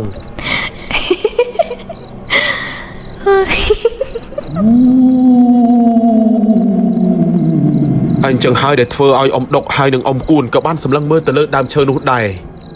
ដោយដែលយើងដឹងស្រាប់ហើយថាស្ថានភាពដែលពួកគាត់បានឃើញគឺមិនខុសពីអ៊ំរ៉ូននោះទេដោយដើមឈើមួយដើមនោះគឺពោពេញទៅដោយសម្បុកព្រាយហើយពពួកព្រាយទាំងនោះតាមកំពិតទៅវាគឺជាពពួកព្រាយបណ្ដាលកូននៅលើដើមឈើនោះគឺឃើញព្រាយប្រហាក់ប្រហែលជា5ទៅ6ក្បាលមានទាំងកូនព្រាយហើយនិងម្ដាយរបស់ពួកវាទៀតពួកវាអង្គុយសើចដាក់មកកាន់ពួកគាត់ដោយមិនបង្ហាញមុខមាត់ឲ្យពួកគាត់បានឃើញច្បាស់ឡើយបើតាមចាស់ដើមពួកគាត់បាននិយាយថាប្រភេទព្រាយបណ្ដាលកូននេះពួកវាមានឫទ្ធិអំណាចចេញបង្ហាញខ្លួននៅពេលថ្ងៃត្រង់អាចនិយាយបានថាពួកវាចូលចិត្តលងបន្លាចធ្វើបាបនៅពេលថ្ងៃត្រង់ទៅចាស់ដើមពួកគាត់តែងតែមានអបិយជំនឿជឿថាហាមកុំឲ្យយើងដើរក្នុងព្រៃឬក៏ឡើងលើដើមឈើពេលថ្ងៃត្រង់ដោយហេតុថាប្រសិនបើយើងឡើងទៅលើដើមឈើទាំងថ្ងៃត្រង់បែបហ្នឹងគឺពួកគាត់ជឿថាពពួកព្រាយបណ្ដាលកូននេះឯងដែលវាអាចធ្វើបាបឲ្យយើងធ្លាក់ពីលើដើមឈើក៏មានជាពិសេសនោះគឺសម្រាប់អ្នកដែលមានរិស័យដាក់ឬក៏រិស័យទាបនេះឯងទាំងនេះវាគ្រាន់តែជាអបិយជំនឿមួយនៃការជឿរបស់ចាស់ដើមនៅពេលដែលអ៊ំគួនហើយនិងអ៊ំដុកពួកគាត់ទាំងពីរនាក់ឃើញបែបហ្នឹងសម្រាប់អ៊ំដុកនៅពេលដែលគាត់ឃើញបែបហ្នឹងគឺគាត់ក៏មានអារម្មណ៍ថារន្ធត់បន្តិចដែរក៏ប៉ុន្តែតាមក៏ពិតទៅគាត់ធ្លាប់ឃើញនៅក្នុងព្រៃបែបហ្នឹងគឺស៊ាំទៅហើយរហូតដល់តាសឿននៅពេលដែលគាត់ឮសំឡេងដ៏ព្រឺព្រួចដែលកំពុងតែសើចនៅលើដើមឈើនោះគាត់ក៏បានលាន់មាត់និយាយថាហើយពួកនាងឯងមិនបាច់ចំខំប្រឹងសើចដើម្បីលងបន្លាចពួកអញទេហើយអ៊ំកានគាត់និយាយថាបន្ទាប់ពីតាសឿនគាត់និយាយបែបហ្នឹងក៏ស្រាប់តែពពួកព្រាយបណ្ដាលកូនទាំងម្ដាយទាំងកូននៅលើដើមឈើទាំងនោះពួកវាក៏ស្ងាត់លែងបញ្ចេញសំឡេងសើចដាក់មកកាន់ពួកគាត់ទៀតអាចនិយាយបានថាមើលទៅពួកវាខ្លាចតាសឿនអញ្ចឹងហើយអ្វីដែលសំខាន់ព្រាយបណ្ដាលកូននៅលើដើមឈើនោះវាក៏បានបាត់ស្រមោលពីទីនឹងទៀតផងពួកវាក៏លែងបង្ហាញលងបន្លាចដល់ពួកគាត់ដោយនៅពេលដែលពួកគាត់ដើរផុតចាក់ចេញពីទីនោះរហូតដល់ថ្ងៃរសៀលបន្តិចទៅពួកគាត់ទាំង5នាក់ក៏បាននាំគ្នាឈប់សម្រាកដោយហេតុថាតាំងពីព្រឹកមកពួកគាត់មិនទាន់បានពិសាអ្វីនោះទេដូច្នេះហើយពួកគាត់ឈប់សម្រាកនោះគឺដើម្បីពិសាអាហារសិន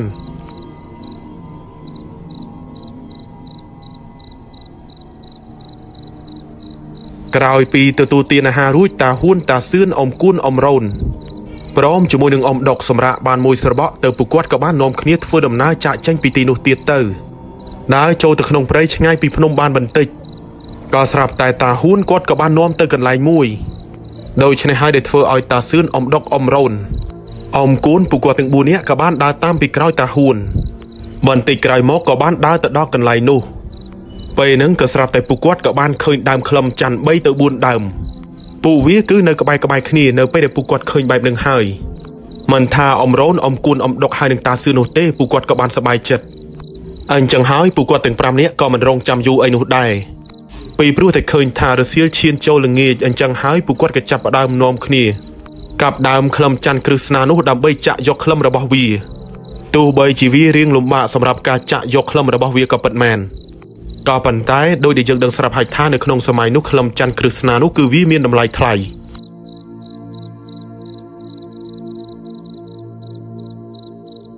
ដោយពួកគាត់ចាក់យកខ្លឹមច័ន្ទនោះតាំងពីល្ងាចរហូតទៅដល់ក្បាលព្រលប់គឺមិនទាន់ចាក់យកខ្លឹមរបស់វាអស់ឡើយហើយពួកគាត់ក៏មិនបានបោះធ្នាក់ឬក៏សង់ធ្នើការពារខ្លួនអីនោះដែរ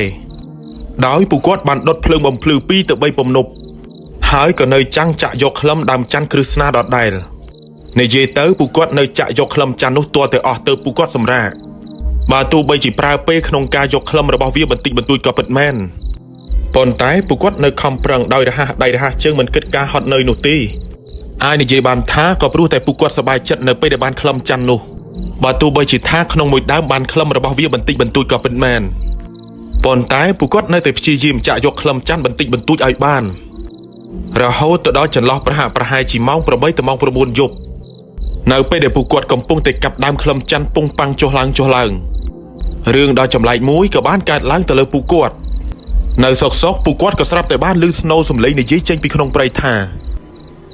ហើយពួកឯងធ្វើអីទាំងយប់វើយអញថ្លង់ណាស់ធ្វើឲ្យអ៊ំគួនអ៊ំដុកពេលដែលពួកគាត់បានឮស្នូរសំឡេងស្រែកចេញពីក្នុងព្រៃបែបហ្នឹងពួកគាត់ក៏បានភ្ញាក់ផ្អើលស្របនៅពេលនោះហើយអ៊ំគួនគាត់ក៏បានលន់មាត់និយាយថាចំសំឡេងអីវើយអារ៉ូនអត់ដុកឯងឮដូចអញអត់នៅពេលនោះហើយអ៊ំដុកគាត់ក៏បាននិយាយតបតទៅវិញថា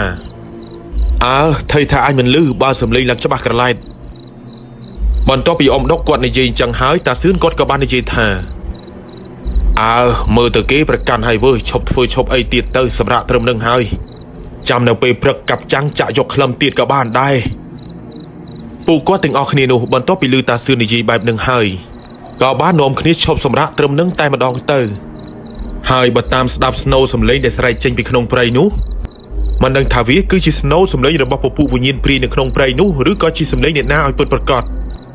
តែបើតាមការស្ដាប់ស្នូរសំឡេងដែលស្រែកចេញពីក្នុងព្រៃនោះវាគឺជាស្នូរសំឡេងរបស់មនុស្សប្រុស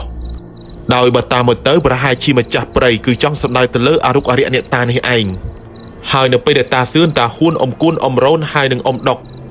ពួកគាត់សម្រាប់ឈប់ធ្វើអីទាំងអស់ហើយសំឡេងស្រែកចេញពីក្នុងព្រៃនោះក៏លែងបន្លឺទៀតដែរដោយពួកគាត់ម្នាក់គឺសម្រាប់មិនហ៊ានមាត់កអីសម្បីតែបន្តិចអ៊ំដុកអ៊ំគួនអ៊ំរ៉ូនពួកគាត់ទាំងពីរនាក់នៅអង្គុយក្បែរពំនប់អស់ដើម្បីអាំងសាច់សត្វដោយហេតុថាពួកគាត់មិនទាន់បានទទួលទានអាហារពេលល្ងាចនោះទេពីព្រោះតែពួកគាត់ម្នាក់សប្បាយចិត្តនឹងចាក់យកខ្លឹមច័ន្ទទៅពួកគាត់ក៏មិនសូវជាខ្វាយខ្វល់ទទួលទានអាហារពេលល្ងាចនោះដែរ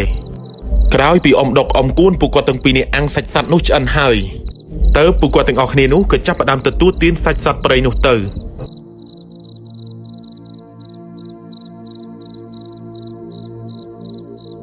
នៅកន្លងពេលប្រហែលជាម៉ោង1ទៅម៉ោង2ជាងពីកដាត្រៀតពួកគាត់ម្នាក់ពេលនោះគឺបានគេងសម្រានលងលក់រៀងខ្លួននិយាយទៅពេលនោះគឺគ្មានអ្នកណាម្នាក់យាមអង្គុយចាំមើលពីស្ថានភាពឡើយដោយសារថាពួកគាត់ហត់នឿយហើយអស់កម្លាំងទៅពួកគាត់ទាំង5នាក់ក៏គេងសម្រានបែបនឹងទៅស្របនៅពេលនោះហើយអ៊ំរ៉ូនខណៈពេលដែលគាត់កំពុងតែដេកសុកក៏ស្រាប់តែមានគេមកកេះដាស់ហៅគាត់ដូច្នេះហើយដែលធ្វើឲ្យគាត់ក៏បានភ្ញាក់ពីសម្រានទៀងស្មារតីមីមៀងដោយបន្ទាប់ពីគាត់ភ្ញាក់ពីសម្រាននោះហើយក៏ស្រាប់តែគាត់ក៏បានឃើញស្ត្រីម្នាក់ដែលមានវ័យប្រហែលទៅនឹងអ៊ំរ៉ូននេះឯងស្ត្រីម្នាក់នោះគាត់ក៏បាននិយាយទៅកាន់អ៊ំរ៉ូនថាប្រញាប់ទៅផ្ទះពេលនេះកូនរបស់គាត់គឺកំពុងតែឈឺធ្ងន់ធ្ងរណាស់ដោយតាមក៏ពិតទៅស្ត្រីម្នាក់នោះគឺជាប្រពន្ធរបស់អ៊ំរ៉ូននេះឯងអ៊ំរ៉ូនបន្ទាប់ពីគាត់ឃើញប្រពន្ធរបស់គាត់ហៅដាស់បែបហ្នឹង ก็สำหรับแต่กวดก็เหมือนบ้านกึดเวนช่างไอ้หนูได้คือกวดกับบ้านสตูมันนี้เงือบได้ตามประปุ่นบอกกวดโจตัวขนมเปรย์ในเจเตอร์คือกวดมันบ้านได้หายเนี่ยนามันนี้เอาเพียหนูตีในไปได้กวดได้ตามประปุ่นบอกกวดโจตัวขนมเปรย์เรียงเชิงบันติก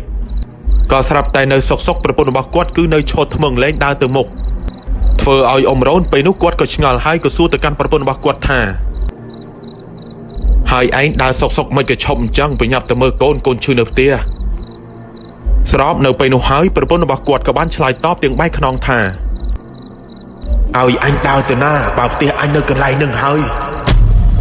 เนไปนุกับบ้านเฟอเอาอมร้อนกวดก็ชงาลปีปรูท่าสำเร็จได้กำปงแต่ในจีนุคือมันแม่นจีสำเร็จประปุ่นบอกกวดนุตีโดยชนะหายอมร้อนกวดกับจับดาวเมียนอารมณ์ทับหรือกบัดขยะเราเอาดากวดกับบ้านในจีแต่การประปุ่นบอกกวดท่าให้ไอ้บ้านจีในจีจังไปหนึ่งหายก็สลับแต่เรื่องดอรันทดมุ้ยกับบ้านกัดล้างแต่เลยอมร้อนแต่มาดองดาวเนอสกประปุ่นบอกกวดก็สลับแต่กัดก้อใบมาข้างเกล้า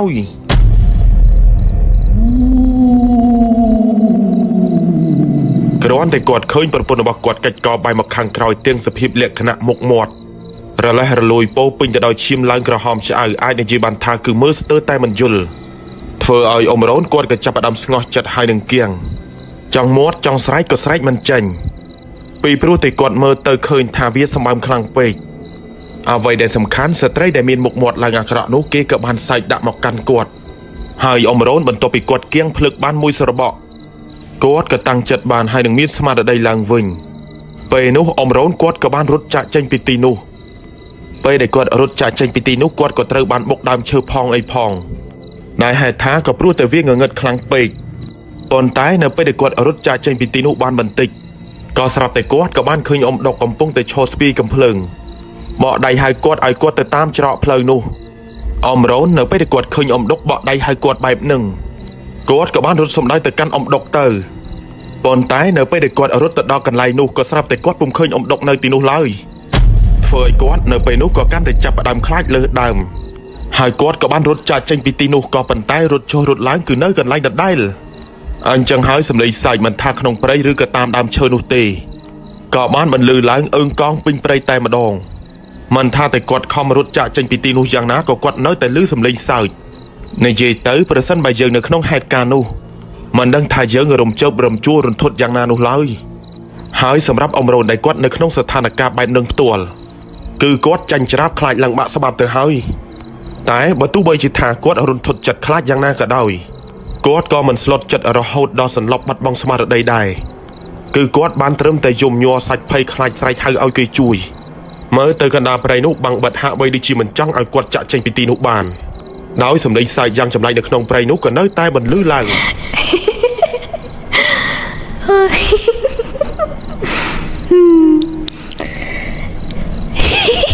หายกอดคือข้อมรกมือเพลดำใบจะเจงปิตีนุแต่หาใบดิจิปุ่มมิ้นจะเจาะเพลน่ะเฟยกอดอาจจะรถจะเจงปิตีนุบานเลยปีปรุเนไปได้กอดรถตามเจาะละเหาะติงอนุคือกอดวงเว้งตลบมกกันไล่ดำดอดได้อันจังหายเด็ดเฟยอมร้อนกอดปีบาสมานรกเพลเคยนะขณะไปได้กอดกำปุ้งแต่สำลังมือจุ่มวิ่งสถานเพียบนุปูการกอดบานยีทาอมร้อนขณะไปนุมันเริ่มแต่กอดลือสโนสมเลงใส่ในขนมเปรนุตีแต่กอดกับบ้านมือเคยจีโฮไฮจีบรรทอมันตัวในเรื่องจำไรกล้วยคลายให้หนึ่งต่อสลดในซอกกระสลับแต่กอดกับบ้านเคยมาดองจีปรอกมาดองจีใส่ในโชว์ต้นมกกอดเอาไว้ได้สำคัญคือมาดองบัดมาดองเคยมันเริ่มแต่ปนโนเต้ไทม์ถึงลือสโนสมเลงสับดะตริจิกอดติดพองไอ้ในเจมันทาคือมันคอปีมนุษย์ได้กำปุ้งแต่วงเว้งมาเมื่อมีเมื่อเคยนี่เมื่อเคยนุเลยหายอมร้อนเป็นนุคือกอดมันเริ่มแต่บัดพนัยให้ในเจทาคลายเราเอาดอนเนอร์ซอกกระสลับแต่เมียนได้มวยหมกปัสมาระบอกกอดปีกราวเฟยกอดกับบันพเนียยังมวยตมหึงบันตัวมอกกับบังพนัยรถดอยมันบ้านมือกราวสมบัยแต่บันติปนแต่สำเลยนุกับบ้านสไลไทยแต่กันอมโรนท่าโรนหายปริญญารุดตัวหน้าอมโรนขณะไปเด็กกอดกำปุ้งแต่รุดปะปรูปะปราบกไปพองไอพองนายไปเด็กกอดลือสโนสำเลยสไลไทยกอดแบบหนึ่งดอมบงคือกอดมันจ้องเงียบมือแต่กราวหนุตีแต่ได้ให้ทาสำเลยนุโดยแต่นึ่งสำเลยยระบตาซื่นเฟยกอดกับบ้านเงียบสำลังมือแต่กราวขณะไปโนหายกับสลับแต่กอดกับบ้านเคยตาซื่น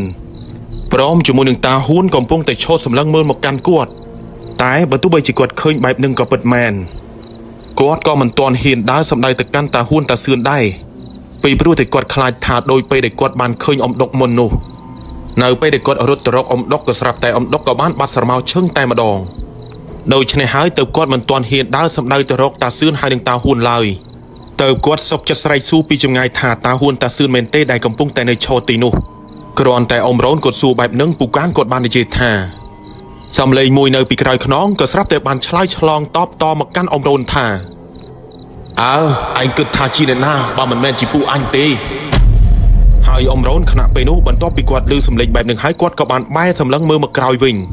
ពេលនោះក៏ស្រាប់តែគាត់ក៏បានឃើញតាហ៊ួនតាសឿនព្រមជាមួយនឹងអ៊ំគួនហើយនឹងអ៊ំដុកកំពុងតែឈរមិនឆ្ងាយពីគាត់ប៉ុន្មាននោះទេប្រហែលជាជាង10ម៉ែត្រនេះឯង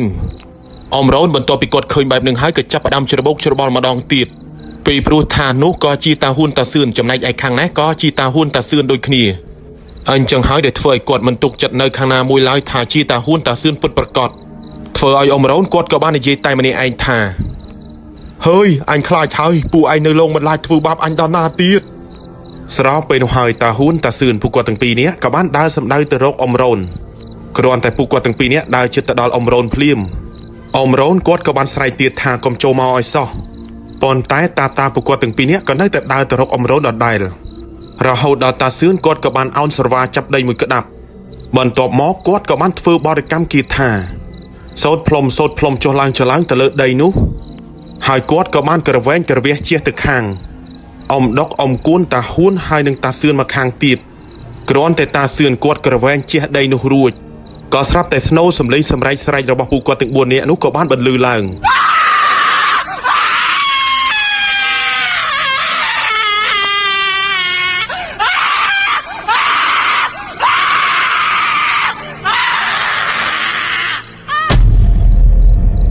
ដោយនៅពេលដែលពួកគាត់ទាំង4នាក់នោះស្រែកបានមួយស្របក់ក៏ស្រាប់តែពួកគាត់ក៏បានរលាយបាត់តែម្ដងអ៊ំរ៉ូនបន្ទាប់ពីគាត់ឃើញថាអ្នកទាំង4នាក់នោះបាត់ស្រមោលអស់ទៅគាត់ចាប់ផ្ដើមដឹងយ៉ាងច្បាស់ថាអ្នកទាំង4នាក់នោះគឺជាពពួកអមនុស្សខ្មោចព្រាយបិសាចដែលវាគឺជាច្រាបព្រៃបំផន់ភ្នែកលងបន្លាចធ្វើបាបដល់គាត់ចំណែកឯតាហ៊ួនតាសឿនពួកគាត់ទាំងពីរនាក់នេះវិញគឺទៅជាមនុស្សពិតប្រាកដពេលនោះអ៊ំរ៉ូនគាត់ក៏បានដើរទៅរកតាសឿនតាហ៊ួនទៅបន្ទាប់មកពួកគាត់ទាំង3នាក់ក៏បាននាំគ្នាដើរចាក់ចេញពីទីនោះដោយក៏មិនបានវង្វេងដើរចុះដើរឡើងនៅកន្លែងដដែលដូចទៅនឹងអ៊ំរ៉ូនទៀតដែរ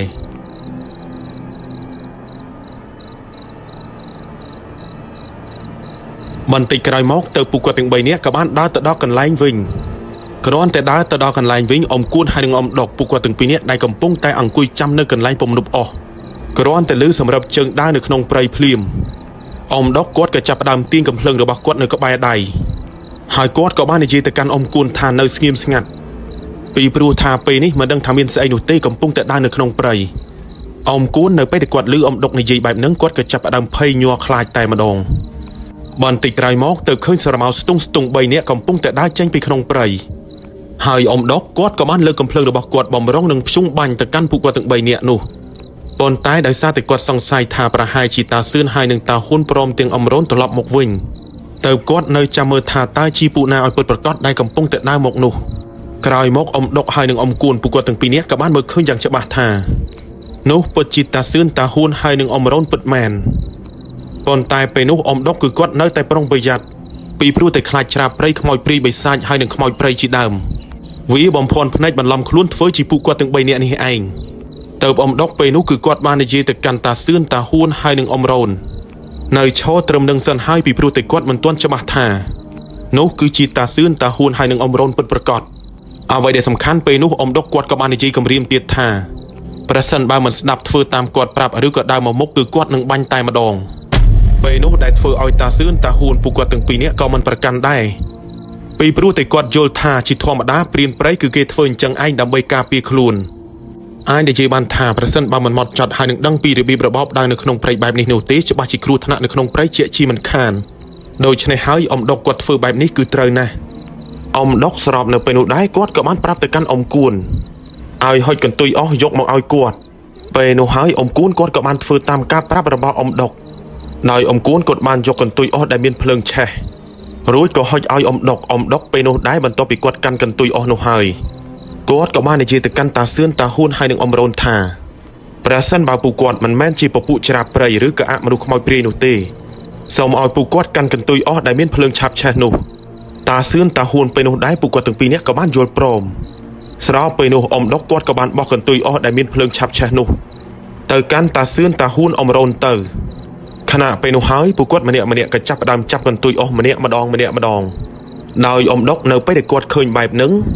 អ៊ំដុកគាត់ក៏លែងសង្ស័យទៅលើតាសឿនតាហ៊ួនហើយនឹងអ៊ំរ៉ូនទៀតទៅអ៊ំដុកខណៈពេលនោះដែរគាត់ក៏បានទម្លាក់កំភ្លើងរបស់គាត់ចុះហើយក៏ហៅតាហ៊ួនតាសឿនហើយនឹងអ៊ំរ៉ូនមកអង្គុយទៅទាំងដែលកន្លងពេលនោះដែរគឺវាប្រហែលជាម៉ោង2ទៅម៉ោង3ទៀបភ្លឺទៅហើយស្របពេលនោះទាំងអ៊ំដុកហើយនឹងអ៊ំគួនពួកគាត់ទាំងពីរនាក់ដោយសារតែឆ្ងល់ក៏បានសួរទៅកាន់អ៊ំរ៉ូនថាតើហេតុអីបានជាអ៊ំរ៉ូនដើរចាកចេញពីទីនេះអញ្ចឹងអ៊ំរ៉ូនខណៈពេលនោះដែរគាត់ក៏បាននិយាយរឿងរ៉ាវប្រាប់ទៅកាន់អ៊ំដុកអ៊ំគួនព្រមទាំងតាសឿនតាហ៊ួនពួកគាត់ទាំងអស់គ្នានោះបន្ទាប់ពីឮអ៊ំរ៉ូននិយាយប្រាប់បែបនឹងហើយក៏បានយល់នៅរឿងរ៉ាវចម្លែកដែលកើតឡើងទៅលើអ៊ំរ៉ូននោះអាចនិយាយបានថាគឺមិនខុសពីអ៊ំគួនដែលត្រូវបានក្មេងៗមករៀងគង់វាលងបន្លាចធ្វើបាបគាត់ក៏ព្រោះតែគាត់បានប្រមាថសត្វរបស់គេនេះឯងចំណែកឯអ៊ំរ៉ូនប្រហែលជាគាត់រាសីដាក់ទៅធ្វើឲ្យពពួកខ្មោចព្រៃឬក៏ច្រាព្រៃលងបន្លាចធ្វើបាបគាត់បែបនេះសំណាងល្អហើយដែលវាមិនមែនជាអាឆ្កែធំឬក៏ព្រាយខ្លាដោយកាលពីយប់មុនប្រសិនបើព្រាយខ្លានាំគាត់ចូលទៅក្នុងព្រៃប្រហែលជាគាត់ត្រូវបានខ្លាយទៅជាចំណីរបស់វាបាត់ទៅហើយតែបើទោះបីជាយ៉ាងណាក៏ដោយគឺគាត់នៅតែមានអារម្មណ៍ថាភ័យស្លន់ស្លោនៅឡើយចំណែកឯសក់របស់គាត់វិញឡើងបាសជ្រងច្រាំងតែម្ដងអាចថាប្រលឹងតូចធំរបស់គាត់គឺមិនទាន់ចូលគ្រប់ក្នុងខ្លួនគាត់ក៏ថាបានដោយសារតែភ័យខ្លាចខ្លាំងពេក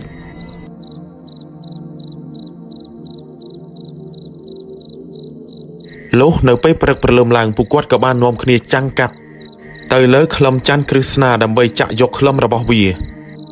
តំរមតែពួកគាត់ចាក់យកអស់គឺប្រហែលជាម៉ោង8ទៅម៉ោង9បន្ទាប់មកពួកគាត់ក៏សម្រេចចិត្តថានាំគ្នាធ្វើដំណើរចាក់ចេញពីព្រៃនោះទៅកាន់ភូមិរបស់ពួកគាត់វិញដោយនៅពេលដែលពួកគាត់ត្រឡប់ទៅវិញនោះគឺលើករបស់របរធ្ងន់គួរសមមានទាំងក្លឹមច័ន្ទហើយនឹងស្បែកខ្លាអ្វីដែលសំខាន់ស្បែកខ្លានោះវាក៏មិនមែនជាស្បែកខ្លាធម្មតានោះឡើយតែវាគឺជាស្បែករបស់ព្រាយខ្លាហើយតម្រាំតែពួកគាត់ធ្វើដំណើរទៅដល់ភូមិវិញគឺប្រើពេលប្រហែលជា3ទៅ4ថ្ងៃនោះពីព្រោះដោយដែលយើងដឹងស្រាប់ហើយថាត្រូវរុករានព្រៃទាំងពិបាកមិនថាត្រូវដើរតាក់វัวតាក់បន្លាហើយនឹងរុកព្រៃទាំងណែនណាន់តាន់តាប់គឺពួកគាត់តស៊ូធ្វើដំណើរដោយមិនសូវបានឈប់សម្រាកឡើយហើយពេលដែលពួកគាត់ទាំង5នាក់ទៅដល់ភូមិវិញអ៊ំរ៉ូនគាត់ក៏បានធ្លាក់ខ្លួនឈឺដោយសារតែការភ័យខ្លាចរបស់គាត់តាមកំពិតទៅគឺគាត់ចាប់ផ្ដើមធ្លាក់ខ្លួនឈឺតាំងពីពេលដែលគាត់ជួបរឿងរ៉ាវចម្លែកដោយសារតែពពួកខ្មោចព្រៃឬក៏ច្រាព្រៃលងបន្លាចធ្វើបាបគាត់នេះឯងហើយរបស់របរដែលគាត់រកបាននៅក្នុងព្រៃមិនថាក្លឹមច័ន្ទឬក៏ចង្កូមចែកកាច់ព្រមជាមួយនឹងស្បែកខ្លាហើយនឹងពុកមាត់ខ្លាពួកគាត់ក៏បានលក់ឲ្យឈ្មួញដោយហេតុថារបស់ទាំងអស់នោះគឺសុទ្ធសឹងតែជារបស់ដែលមានតម្លៃពួកគាត់ក៏បានលក់របស់ទាំងអស់នោះឲ្យឈ្មួញបានថ្លៃហើយពួកគាត់ទាំង5នាក់ក៏បានចែកលុយកាក់ច្រើនគួរសមម្នាក់ហើយអ៊ំរ៉ូននៅពេលដែលគាត់ធ្លាក់ខ្លួនឈឺដោយសារតែចាញ់ច្រាបខ្លាចនោះគឺតាហ៊ួនគាត់តែងតែមកជួយស្ដោះផ្លុំព្រមទាំងនិយាយធ្វើយ៉ាងណាកុំឲ្យអ៊ំរ៉ូនគាត់ខ្លាចបាក់ស្បាតបែបនឹងទៀតអ៊ំរ៉ូនពេលនោះគឺគាត់ធ្លាក់ខ្លួនឈឺរហូតដល់ជ្រុះសក់ខ្លះដែរតម្រាំតែអាការៈរបស់គាត់ធូរស្បើយមកធម្មតាវិញរហូតដល់ជាង1ខែនេះបើតាមពូកានគាត់និយាយប្រាប់ហើយអ៊ំរ៉ូនចាប់តាំងពីគាត់ចាញ់ច្រាបខ្លាចបាក់ស្បាតមកគាត់ក៏លែងហ៊ានធ្វើដំណើរចូលទៅក្នុងព្រៃជ្រៅដោយពេលដែលគាត់ទៅជាមួយនឹងតាសឿនតាហ៊ួនហើយនឹងអ៊ំគួនព្រមទាំងអ៊ំដុកនិយាយទៅមិនថាតែអ៊ំរ៉ូននោះទេសូម្បីតែអ៊ំគួនគាត់ក៏លែងហ៊ានចូលទៅក្នុងព្រៃនោះដែរហើយរឿងរបស់ពូកានដែលគាត់ចែករំលែកមកនេះក៏សូមបញ្ចប់តែប៉ុណ្ណេះស្ដាប់ដោយប្រើវិចារណញ្ញាណមុននឹងជឿលើរឿងអ្វីមួយខ្ញុំបាទក៏មិនបានជំរុញឲ្យអ្នកទាំងអស់គ្នាជឿទៅលើសាច់រឿងនេះដែរចាប់ទុកថាសាច់រឿងដែលពូកានចែករំលែកមកនេះគ្រាន់តែជារឿងនិទានស្ដាប់លេងកម្សាន្តទៅចុះដោយប្រសិនបើមានពាក្យពេចន៍មិនសមរម្យនៅចំណុចណាមួយក៏សូមអធិស្ឋានដល់ខ្ញុំបាទផងជាចុងក្រោយឬត្រីស្ងាត់សូមអរគុណនិងសូមជម្រាបលា